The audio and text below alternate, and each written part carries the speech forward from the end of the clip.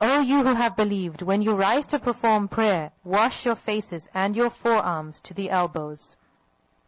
يا أيها الذين آمنوا إذا قمتم إلى الصلاة فاغسلوا وجوهكم وأيديكم إلى المرافق وامسحوا برؤوسكم وأرجلكم إلى الكعبين. And wipe over your heads and wash your feet to the ankles. So this is describing the act of wudu. So part of the covenant of La ilaha illallah is that we follow the way of worship that Allah has taught.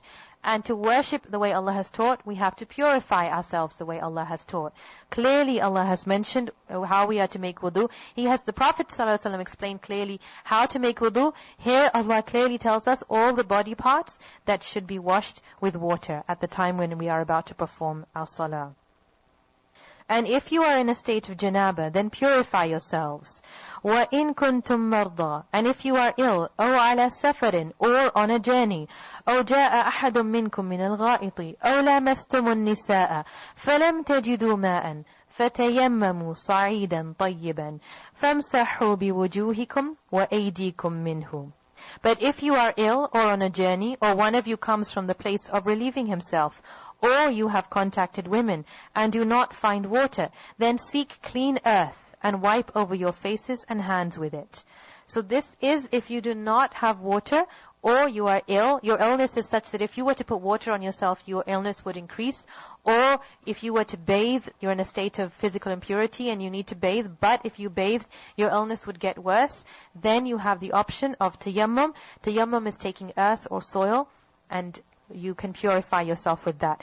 With tayammum, what are the only two body parts that you put the earth or the soil on? The hands and the face, as mentioned in this ayah. Allah does not intend to make difficulty for you. How? That if you can't make wudu, there's some medical reason, physically you're unwell, you're ill, you can't even make it to wash yourself. He doesn't want you to be in difficulty, so He has given you the option of tayammum. But He intends to purify you and complete His favor upon you, that you may be grateful. He wants to purify us, and He wants us to be grateful for the fact that He has given us. In the deen itself, there is purity. And when you wash your hands and face and your mouth and your nose and your arms up to your elbows and your feet up to 5 times a day, isn't that purity? That's physical purity. You're cleansing yourself.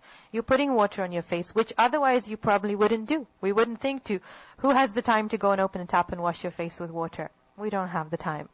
And wash your arms up to your elbows. And you have to wash your hands properly at the time wudu. And you wash your feet. So these are all things to be grateful for, that Allah has taught us ways that we can purify ourselves physically every day. And then the Prophet ﷺ's hadith, that even spiritually it purifies you of sins when you are making wudu 5 times a day. وَاذْكُرُوا نِعْمَةَ اللَّهِ عَلَيْكُمْ, and remember the favor of Allah upon you. The favor of Allah, the deen of Islam, and His covenant with which He bound you when you said, we hear and we obey.